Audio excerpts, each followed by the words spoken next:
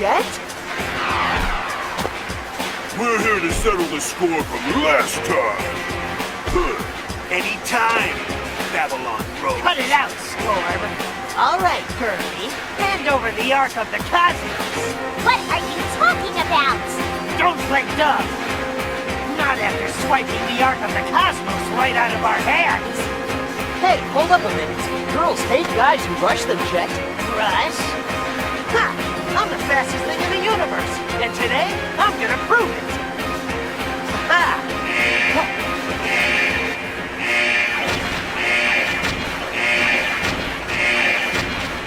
Sonic, we can't stay here. Looks like we'll have to do the reunion later. See ya, Jet. Hey, wait! Whoops, can't let you past until you hand over that stone, lady. Hey, out of the way, buddy. I'll lose sight of Sonic.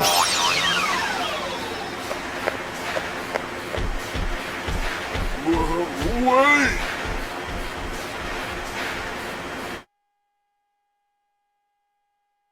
Hello everyone, T-Rexatron here, and we are back with another part and the last part of Sonic Rider Zero Gravity. Now I mention this because we are almost done with the Babylon story, which will lead to the ending here for this game. So now we are here in... I forgot to read the... Oh my god, I'm sorry, I forgot to read the title of the level here. But, you know, I guess it's basically the Mediotech Sparks, I believe. But... I'm not good with names anyway, so here we are, we're playing here with Amy for some reason because she's not part of the hero side of the story. Though she was cut off by Sonic, she was cut off from Sonic by Storm just because she has her own stone which controls gravity, whatever. Although originally that was Jet's in the first place. I will say though that she is a pretty good character to use here for beginners, and I'm not being that as rude, but depending on how you want to go at it, it's also a pretty decent way just to, you know, have all the characters that are playable in this game be used in the story. But other than that, I'd say what my favorite part about using Amy here in this stage, it's pretty much an excuse to reasons why she wasn't included.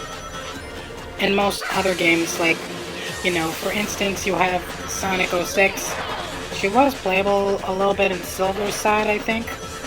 Though I'm not really one to say that most people enjoy that because you know how the fan base is with certain games and what they do in certain cutscenes. That is. But speaking of Sonic, I did see Sonic Shorts 9, which was pretty decent.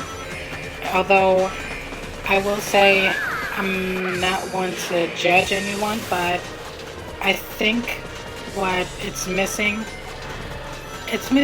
just a little bit of continuity. As of Sonic Shorts 8, in the ending, it was shown that everyone was killing off the animators, but they announced that as the finale, but 11 years later, they come back with another one. I mean, yeah, I love it, and I love that they were continuing the whole short series, but if you were going to leave off on a sour note for a cliffhanger, you can at least write back something else just to make sure things go as planned, because you won't know how many fans were unexpected by this, especially for Sonic's 33rd birthday. I mean, 20th they gave us Sonic Generations, 30th they gave us Frontiers, but I'm afraid what they're gonna do for the 35th because you know how Sega is with money, they're bad with it. Anyway, we're just gonna finish off here, I believe, pretty soon. Just gotta make it to the finish line and then we can continue off. So, anyway, like I was saying with the whole Sonic Shorts thing, I do know someone very close, and he is a huge fan of the whole Sonic Paradox crew. I was gonna advise him that he should make his own short for the whole Sonic Shorts compilation, Maybe he'll get in or maybe not, but that's just my word for it. I may advise him to do so if he wants to, be a part of something. But, I'll let it go out of hand.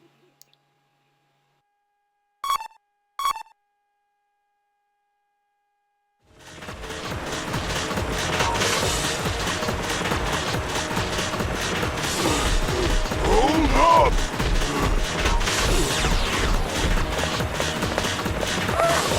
You ever give up?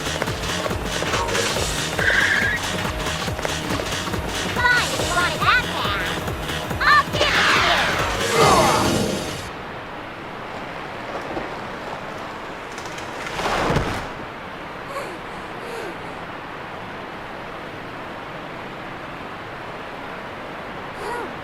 Where the heck am I?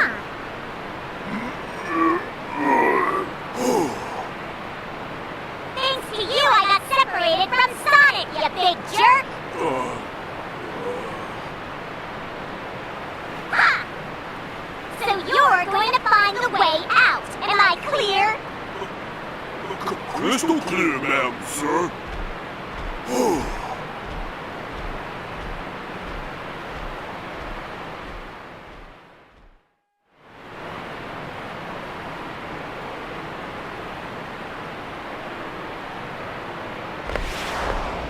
What's that noise?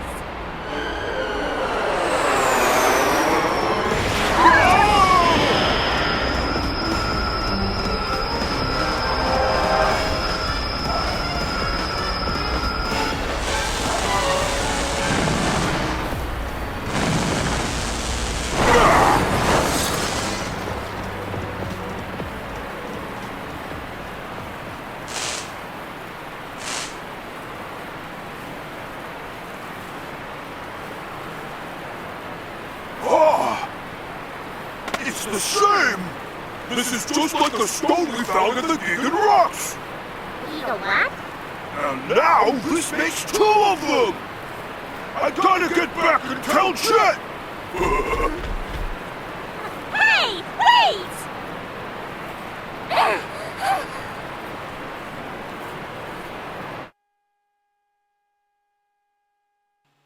To think someone like Storm was actually, besides being a gentleman, he was pretty much rude enough to leave Amy there with a robot that could potentially come back to consciousness and wreak havoc.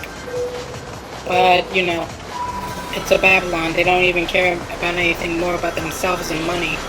They're basically the incarnation of DreamWorks Boo. No, wait. The DreamWorks movie Home and the alien species Boo will always just take things for granted. So here we are here in Tempest Waterway, I believe. I think that this might be the hardest part in any Babylon story. You don't have any robots to race against, that's the good thing. The downside here is it's raining. Like I said, every storm level depicts you in the storm. But every single time that you're going into a storm level, you'll have to at least expect the unexpected rain here, which could fog up your vision. Or these turbulence things, or this, whatever, the waves, whatever. It's kind of hard to know where you're going when you're just trying to use your hoverboard. Like when you're driving no. Okay, sorry about that. Like I was saying, it's like when you're driving in a car in the middle of a thunderstorm and you're trying to get home from Walmart. You can't seem to know your way through without all the trees being swayed in the wind, all the rain coming down hard like it was gonna crack your windshield, or when you're basically trying to make sure that you won't spill over your drink whenever you're getting either Wendy's or McDonald's. But that's the hard part about it. The easy part about this, there are a bunch of shortcuts you could take about this level. Now, I won't say that these are useful for you, considering you don't have any competitors. Though, I think it may be pretty good if you're trying to save up on time, because You only have about 4 minutes to complete this level, and if you don't make it in the time, you're gonna have to restart. Even if you're like 1 second off, it's basically a pizza delivery, but you're expected to give it in under 30 minutes, otherwise you're forced to give it the pizza for free. And you'll lose your job, then you'll go into depression, and then you'll have to rebound as Spider-Man again when you have to... Oh my god. Okay, that was a close one again. I was trying to aim for the rings there, but I don't think I need it because I already got 100 rings. And like I was saying, going in depression, give up as Spider-Man until Doc Ock tries to take over and whatnot. So yeah. But other than that, I think that this doesn't seem too bad. It also makes you feel like you're playing Fusion Frenzy and you're in that one stage or level with all the water running through. You're on a hovercraft and you're trying to avoid the tsunami or the whirlpool. Yeah, this basically reminds me of that. It really is nice though. And so far I only got 40 seconds left, so I really need to hurry up and finish this off. Just hope I can be able to make it through fast enough. Maybe give myself a really good jump here so I can be able to take more shortcuts. But I don't think that will be necessary because I can just use anti-gravity and boost my way through. Like I said, that was easy enough. And this time I'm on the ramp, so I don't have to worry about falling. And we make it with 10 seconds to spare. Alright, so that was pretty easy. But the next one won't be, so keep in mind that this will be a record setter for me. So just be aware.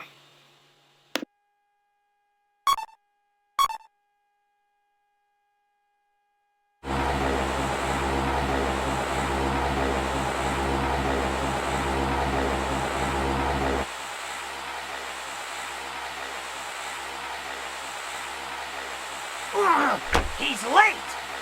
What's taking Storm so long anyway? Sorry, boss. You're late! But I brought back something good.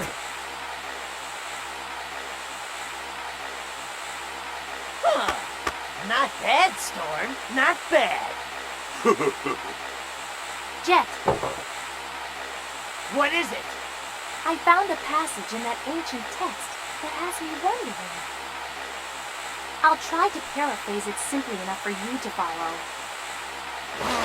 Let's hear it. We've reached our decision.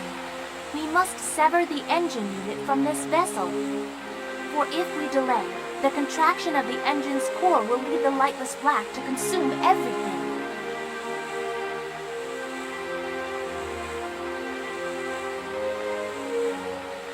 Lightless black? What the heck does that mean? Who can say? What are your thoughts? How should I know? Anyway, we can leave the thinking for later. For now, we need to collect these arcs of the... Huh?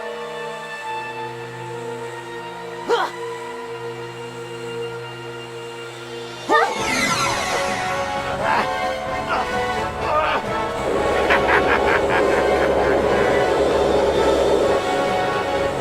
Why the dirty!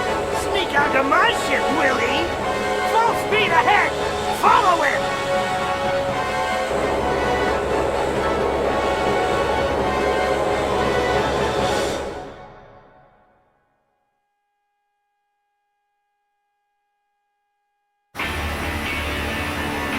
Huh? Ha! Took you long enough. Where's Eggman?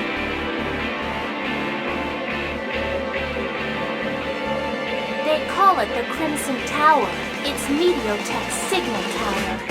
Command sent out here relay through facilities across the world to control the robots.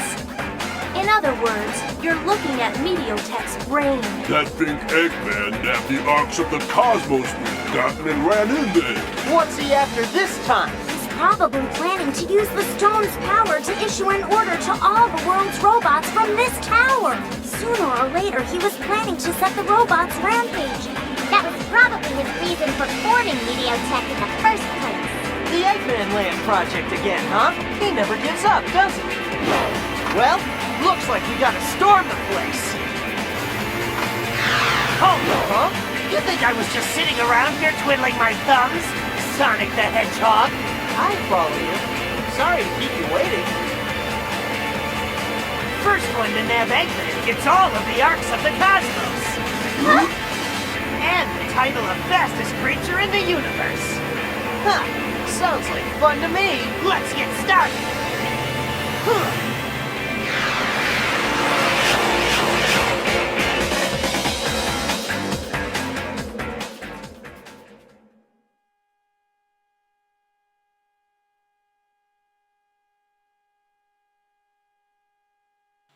They just can't seem to make a Sonic rival not unlikable, can they?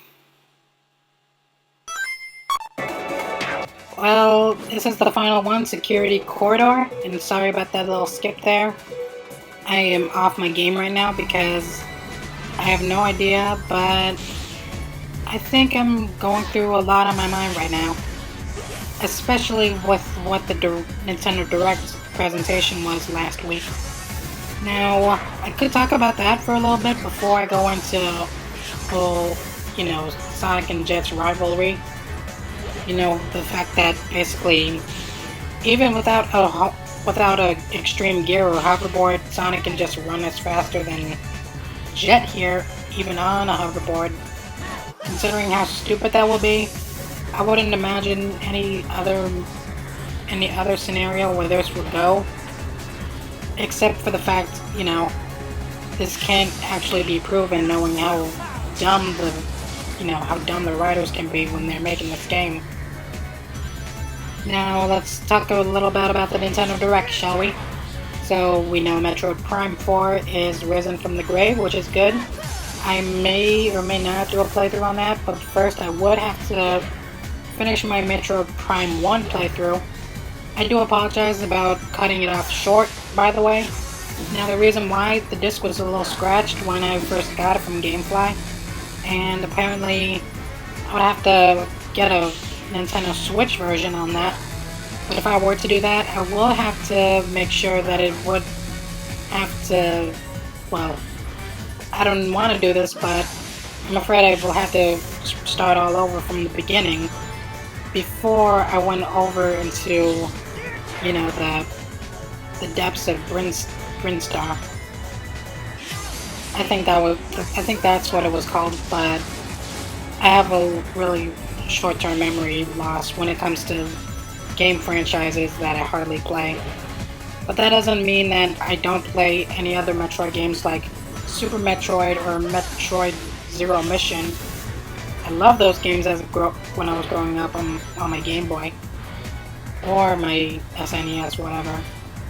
Just know that I will finish off Metroid Prime, and I may go into Metroid Prime 2 and 3 before I go into 4. Now I just need to pace myself with it because I don't want to be too, I don't want to do too much of repetitive stuff, because if I was going to go into the year long with my playthroughs, most of you would suspect that I would just do a little bit of Mario all year long, because, it's basically the one franchise with the most games, considering how big it is, even though it's kind of like Smash Brothers with sword fighter characters. But you get the idea of what I'm trying to say there. So I think this might be our last lap, and we finish off with first place, which is good. So before we go into the real ending, let's watch a little cutscene, and we shall finish off what I was saying about the Nintendo Direct.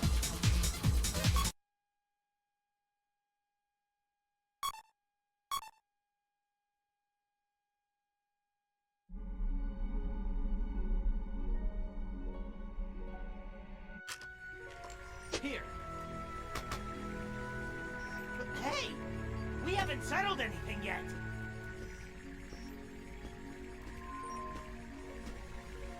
Jet, we have other things to take care of. Let's hurry to Babylon Garden.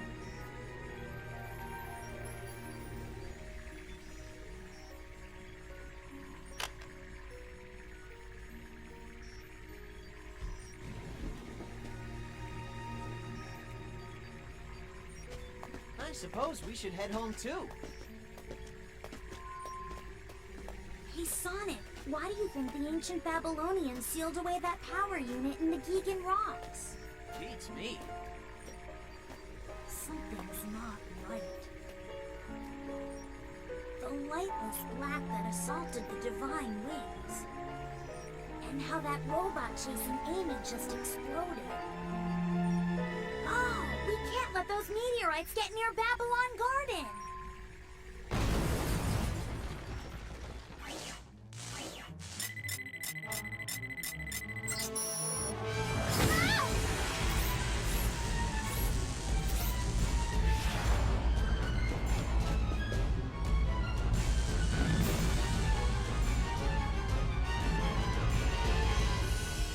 How is that thing still flying? Eggman! I don't know. What? All I can say is that something nearby is generating a massive electromagnetic pulse. That may have forcibly engaged the program in the robot's buffer. Sonic, the Babylonians weren't able to control the power of those meteorites. What do you mean? I figured out how they can change gravitational polarity. It's a black hole. The meteorites amplify gravity to form black holes. That's the lightless black that attacked the Divine Wings.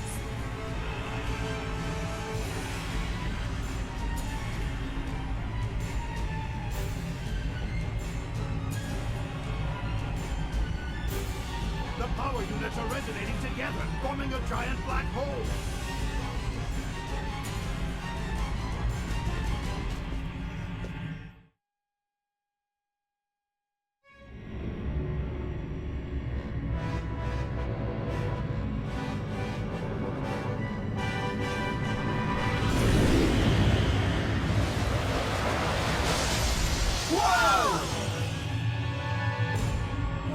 What the?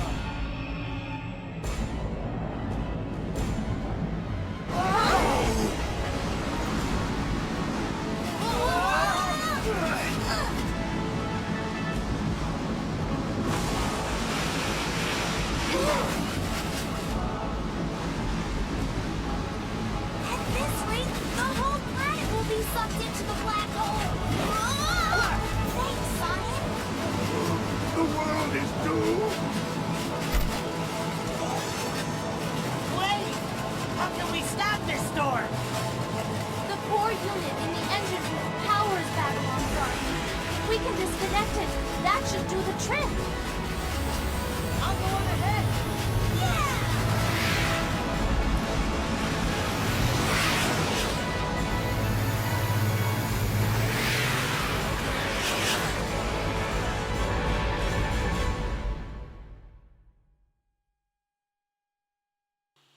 Okay, thank you all for holding, and I also appreciate the CGI Team Sonic made for this. Though I kind of wish they did more CGI cutscenes instead of, you know, some boring graphic whatever. But here we are in Mobius Strip I mean, and we are facing off against this little SCP monstrosity, which kind of reminds me of the Time Eater from Sonic Generations, but a lot creepier in a way. Okay, now if you're gonna defeat this boss, you need to be able to hit it in the stomach at least 6 times before its 3 laps are over. That's the only way for you to beat this game. It doesn't matter if you get first or whatever place you're in, just as long as you were able to hit this thing 6 times. That's all that matters. So now let's go back into the Nintendo Direct talk conversation, whatever. So after Metroid Prime was announced and was giving us exciting details, I also enjoyed the fact that they're making a Zelda game where you can actually play as Zelda. Given the fact that, you know, there was one game that kind of let you do that, though it is uncertain whether or not fans think it is an actual Zelda game or not. Well, I mean, it is a Zelda game, but they won't know for sure if it means that you actually play as Zelda or not. I was talking about Spirit Tracks for the DS. That one, it was kind of confusing to me considering that Zelda died and you're playing as her ghost, controlling a suit of armor, which also appears as a little downbeat, or downbeat in Smash Ultimate. I am also kind of wondering how fans would take that, because I know for a fact that most people wouldn't see that as an alternative to Echoes of Wisdom, considering that Princess Peach had her first female game, like in Super Princess Peach in 2006, I believe, but that wasn't for another, 17 years until we got, Showtime. Also, what intrigued me was that we were getting another Mario Party, but it's Super Mario Party Jamboree, not Mario Party Jamboree. I just don't understand why they would make a sequel to that franchise. I mean, I didn't say anything bad about it besides the fact that they only had 4 boards and the fact that the minigames were low tier with the motion controls. Besides, it's kind of like Mario Party 8. But I also did mention that we were supposed to get DLC for Superstars instead of a separate Mario Party game with 2 more boards from different Mario Parties. Especially the fact that they didn't even give us Chili Waters from Mario Party 3 in any of those games. I mean, Woody Woods is good, but I feel like they could have at least just added 1 more from 3, because that was the one I grew up with. Although I didn't really think it was as good as anything else I played on. Sweet. Okay, so let's watch the ending here, and I'll finish off my conversation with two more games that were intriguing to me. So I'll be right back.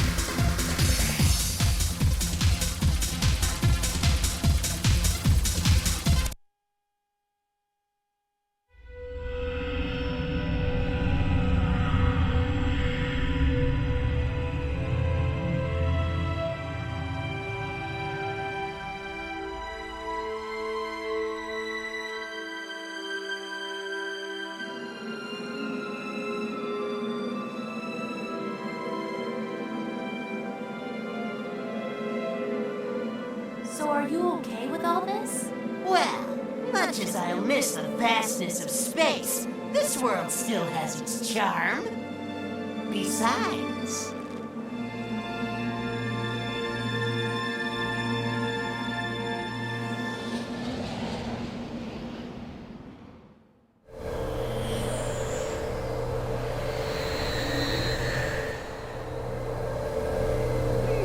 I wonder what those meteors really were. They had some programming that made them try to gather up the other units. Yeah? It activated when Eggman found the first piece and put it in the mother computer. All the robots went berserk because they were all connected to the network. At least I think that's what happened. But who made that program?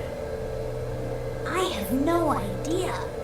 Maybe the ancient Babylonians. Or maybe someone even more ancient. Maybe it was a warning for people to stay away from power beyond control. But the people of I Babylon... can't believe they were the descendants of aliens. They crash-landed on this planet in the ancient past. They disconnected their engine unit and left it in orbit, hoping that someday it would fall back down to the surface. Every time they saw a shooting star. I bet they wish they could get back to their home planet.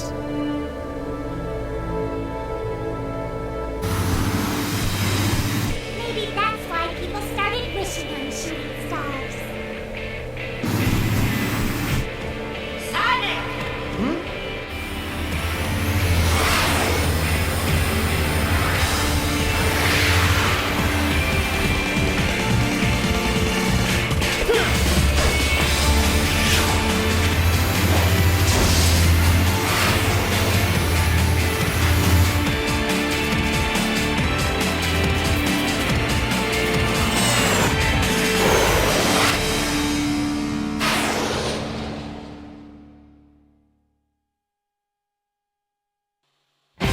hopefully this music won't get copyrighted, but I just need to lower it so I can hear myself and also make sure no one else can hear this. So I talked about Metroid and Mario Party, and now I'm also going to be talking about a little bit of, well, Hello Kitty Island Adventure. I'm not really much of a creative type. I mean, I never played any Animal Crossing game before, so I do know the franchise pretty well. And I will say my favorite villages there, they would have to be Apollo and maybe, well, I'm not saying I absolutely love her, but I would have to say, you know, Reese, but, you know, she's just basically an overrated character, in my opinion. Not to say anyone else likes her, you know, feel that way, but it's just my way of saying it. But Hello Kitty, I mean, I never grew up with it, and I always thought it was for girls, but of course, I was gonna be able to give that one a try, because two reasons why. I think, one, I do want to get into something a little bit more sandbox and all that kind of stuff, but I never actually thought it was something that would be in my interest. So I wanted to give this one a try with no exceptions. Of course, I know I needed to give this one second thought first. And also the second reason, I thought it was pretty funny that South Park predicted this better than The Simpsons.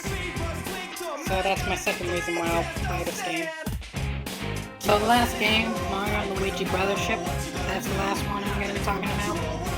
So I'm not really going to say that I'm into it as much, because the only two games I played were Mario and Luigi Superstar Saga and Bowser's Inside Story. I didn't have a 3DS at the time Dream Team came out. I only bought it when Sunny Moon for Pokemon was out. Though I'm not gonna be much into it, I think, because I do know I would want to give this one more try, since I've been missing in action. Though I am kind of grateful that I didn't play Paper Jam, because two RPGs wouldn't mix together very good, like Starlink Battle for Atlas, I think that was what it was called. I mean, it was unexpected for Ubisoft to work with Nintendo on this, despite the fact that they did Mario and Rabbids, which became popular for some reason, though I'm not 100% sure why they would do a crossover with two unexpected series. So that's going to be all I'm going to say for the Nintendo Direct. And I also appreciated having the time playing Sonic Rider Zero Gravity. Now next time, I will let you guys know ahead. Right now, I'm not doing anything special for July. I am going on vacation, so I'm going to need some time and effort to cool off. And that's going to be it. Don't forget to subscribe. I'll see you next time.